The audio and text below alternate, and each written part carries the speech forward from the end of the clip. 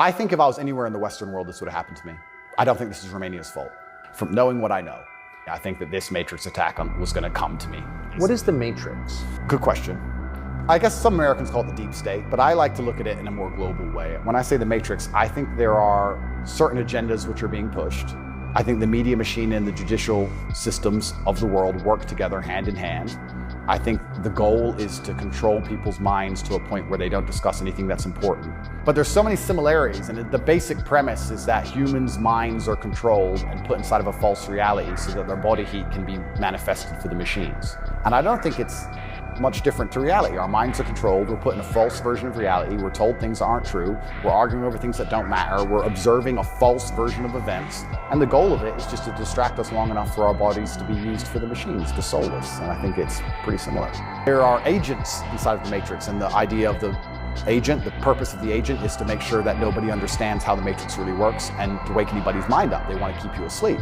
And any person can become an agent at any time. If they're not unplugged, if their mind is not free, they can become an agent, and their job is to keep you asleep. And you see agents all the time. COVID awoken me to agents. When I would sit and talk to somebody and they seemed perfectly rational and normal until I mentioned COVID, and then they'd fully change.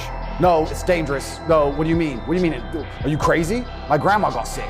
And they became an agent instantly and started repeating the news to me. And I was like, your grandma got sick. How old is she? 97? Interesting.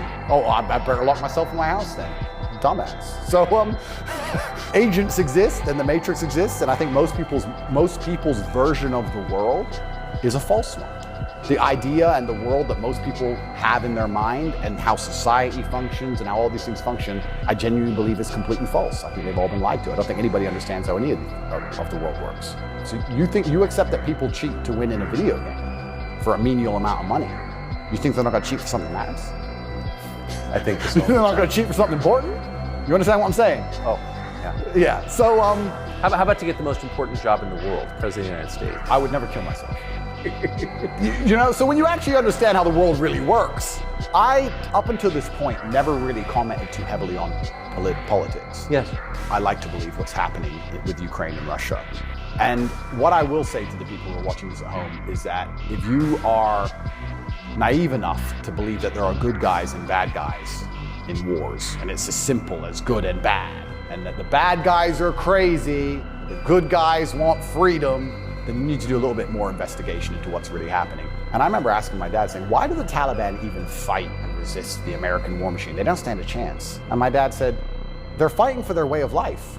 They want their wife, and they want their children, and they want their society and their language, and they don't want pride flags, and they don't want American bullshit, and they don't want to be told what to do. And they're fighting to be a culture and be a people which is independent in and of itself. Like, they're not the bad guys you think they are. They're people who are like, why are you here? What do you want? We don't agree with that. That's against our holy book. Fuck off, right? So even, there's no such thing as good and bad in any war. But when you have a vested interest in something, I think that people are relatively simple. You're talking about why the American government has such a vested interest in this war. Which is not good for America. Which is not good for America. So is it, well, we can say it's for money or we can say it's for power. What else would it be for? What, is it really for freedom and democracy? Well, I think that's already been destroyed by Zelensky, hasn't it? So yes. What is it for if it's not for money and power? And then you say, well, who's the money and the power going to? These are logical conversations. It's a very logical thought process. I agree. You know, wouldn't it be interesting to say, okay, I woke up, I'm an American. I would never kill myself. I woke up, I'm an American. Why does America care? Well, I guess it's for money or power. There's no other reason. Okay, well, America wants to be a rich, powerful country. That's fine. Is the money and power going to America? Or is it going to a select few individuals? Are those select individuals interested in me and my life? Do they care about benefiting me? Do I need to support the power grab of these select few individuals? Is that going to be a smart move for me to make, for me to have the best possible human experience? But this is a very logical thought process. Yes. People don't seem to think anymore. They believe that there's a good guy and there's a bad guy, and one team's completely good and one team's completely bad. One team's crazy.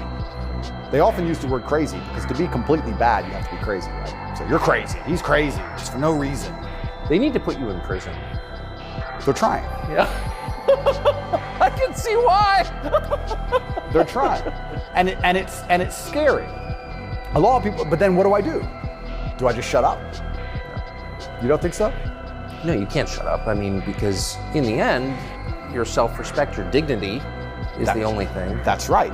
And this is what people don't understand. People say, Andrew, why are you fighting this war? They don't understand that war is certain.